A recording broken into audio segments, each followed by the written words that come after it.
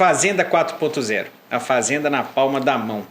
O que isso quer dizer? Quando a gente fala hoje, tudo é 4.0, né? Então é 4.0 para lá, para cá, aqui a gente tem o curso Política Leiteira 4.0.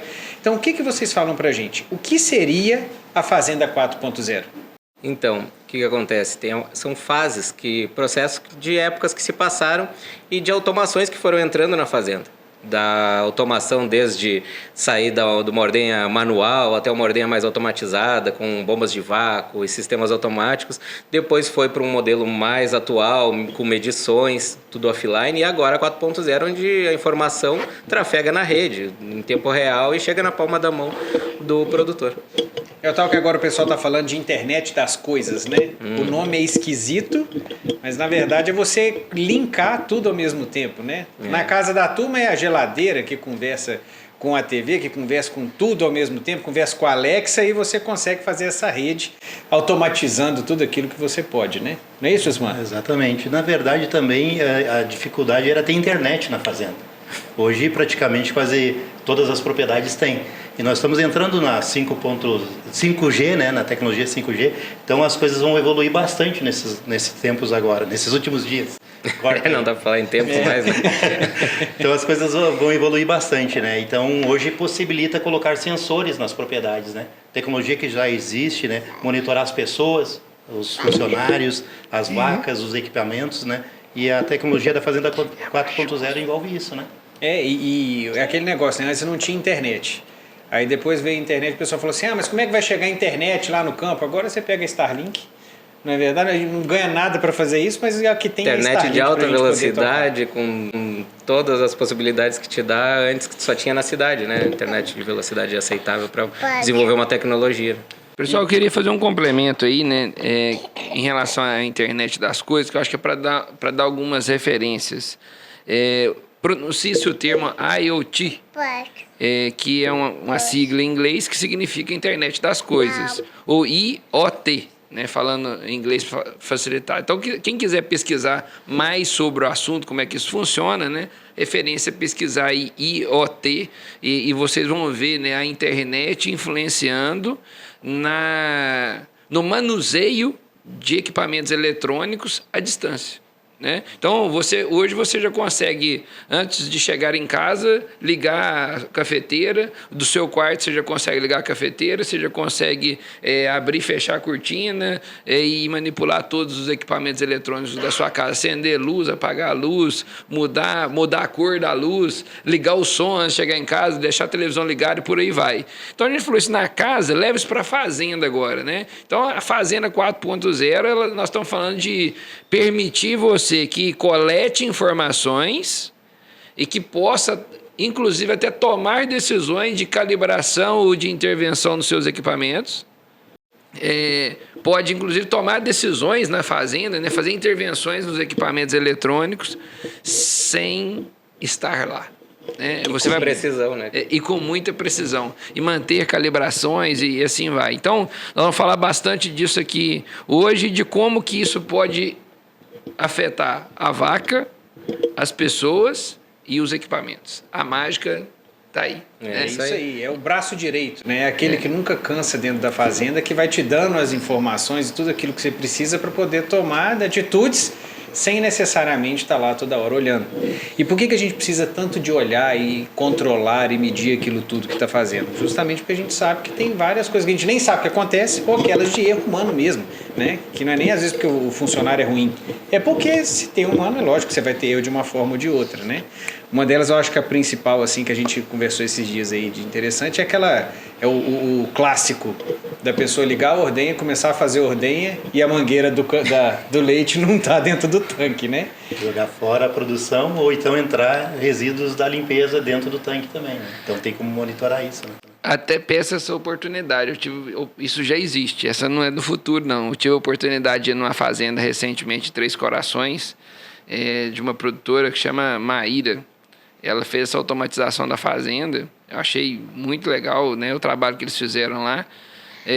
Vou dar alguns exemplos muito básicos, mas de alto impacto. Uma fazenda de 20 mil litros de leite por dia, se você descobrir que a válvula do tanque não estava fechada, perdeu 20 mil vezes R$3, perdeu 60 mil. Né? Então não dá para poder pensar no negócio desse. Os sensores são muito baratos. Então colocou um sensor que, se a torneira do tanque estiver aberta, a ordenha não liga. Se a mangueira não estiver conectada no tanque, para poder depositar o leite no tanque, a ordenha não liga. Você entra nas salas, nos lugares, a luz acende, agora você sai, a luz apaga. E por aí vai, né? Uma série de sensores que eles colocaram para poder fazer a gestão da propriedade. Mas são detalhes, né? Que de fato faz a diferença aí e evitam o desperdício, né? Eu acho que um dos que mais está bombando aí também é o tal do colar, né, não, Jusimar? Colar, na verdade, ele já existe há muitos anos, né? A tecnologia em Israel, Israel está na vanguarda de tecnologia nessa área, né? E a gente aqui tem copiado muita coisa de lá, né? Trazido muita coisa de lá.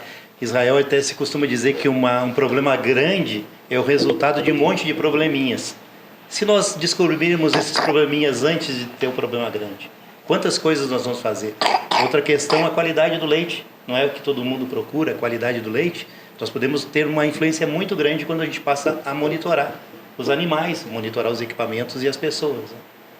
Não, sim. E é engraçado porque antes aqui da gente começar a gravar, você falou muito de Israel, né? Isso. E a gente sempre tem aquela ideia do modelo ou neozelandês ou modelo americano influenciando aqui no Brasil na forma da gente produzir leite, né? E tem um tempo que começou a vir Israel também fazendo esse papel, né? É mais ou menos por aí. Que experiência que você tem? A gente pode dizer assim que Israel é a união de todas essas coisas. O sistema europeu, americano, neozelandês no mesmo lugar. Lá em Israel tudo é monitorado antes de ter os problemas, a gente já sabe, né? Eu tive a oportunidade de trabalhar numa empresa israelense que foi a pioneira, na verdade, na produção de medidores de leite. Você imagina o pessoal medir o leite de forma eletrônica, ter informações sobre condutividade elétrica, produção da vaca. A própria medidor de leite tu consegue identificar hoje se uma vaca está no cio ou não, porque cai a produção mais de 60%. Saber algumas informações sobre a mastite, o aumento da condutividade elétrica do leite pelo medidor, por sensores, tu consegue identificar problemas antes de acontecer. A condutividade elétrica, ela vem basicamente para mastite? Ela é um parâmetro, né? É um parâmetro. O que acontece com uma vaca, que a gente aprendeu isso através dessa empresa, conforme vai aumentando a condutividade do leite e vai alterando os sais do leite, aumenta a condutividade, cai a produção. Quando isso acontece na mesma proporção, numa média de 10 dias, já é um aviso que 24 horas depois pode iniciar um processo infeccioso. Então eu consigo monitorar antes. Agora, o que o pessoal faz hoje no mercado? Usa a canequinha, aquela eletrônica, para ver a condutividade, usa outras formas, mas ela dá a condutividade daquele dia. Isso não é um padrão, não é uma referência. É uma referência, mas ela é muito pequena para aquele momento. Você tem que ter o histórico da vaca. Quando eu tenho o histórico, monitoro isso durante um período X de ordenhas e acompanho com a produção, eu tenho uma informação precisa.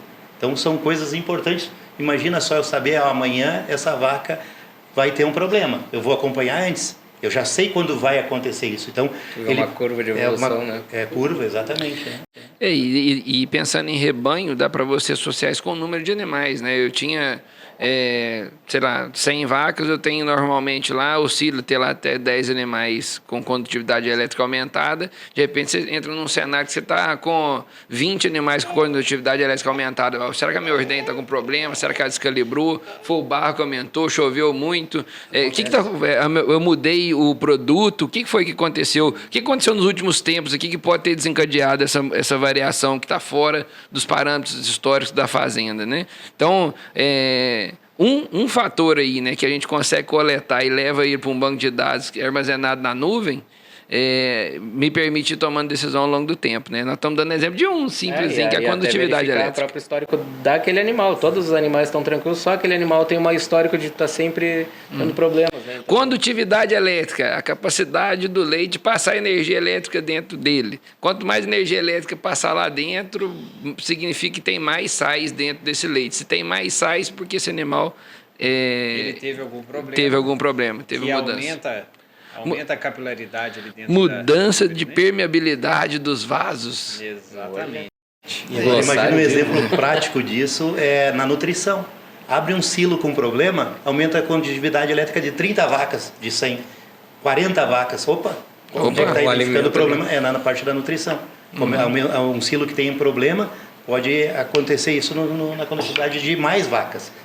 E se eu tive um problema em muitos animais de uma vez, eu tenho que pensar em algo que encontra muitos animais de uma vez, né? Se está localizado num lote de animais, num grupo que está em determinado lugar, a gente vai começar a buscar onde que o problema, a origem do problema é ligada àquele lote, né?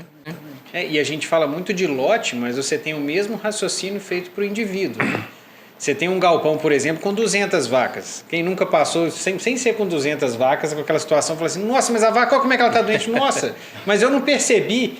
E às vezes, dependendo, uma vaca, por mais que você olhe todo dia, mas uma vaca em 200 dentro de um galpão, sim, às vezes você não percebe se o negócio for um pouco mais sutil do que o normal. Então você consegue saber dentro daquele rebanho ali qual animal que está doente, sem necessariamente deixar alguém de vigia olhando lá do telhado, do lado do ventilador do galpão, né? Exato. Inclusive o cio também, né? Nós falamos do colar, né? Atividade do animal, a vaca ela entra no cio, por exemplo, tem que estar olhando, tem um funcionário que fica olhando. Hoje com colar, pedômetro, enfim, tu consegue identificar isso na hora. Ela vai mostrar isso através dos sensores. E aí nós podemos ver o que? A vaca, além de entrar no cio, ela cai a produção dela. A mesma vaca que entra no cio, cai a produção se ela está em ordenha, 60%, 70%. Então eu consigo identificar isso de duas formas. Eu consigo dizer realmente essa vaca está no cio. Ela estava vazia no software. Ela entrou na ordenha, caiu a produção 70%. E o colar está me mostrando, ou o pedômetro, que ela aumentou a atividade a 60% do que ela fazia. É um indicativo duplo. Validou, né? Validou.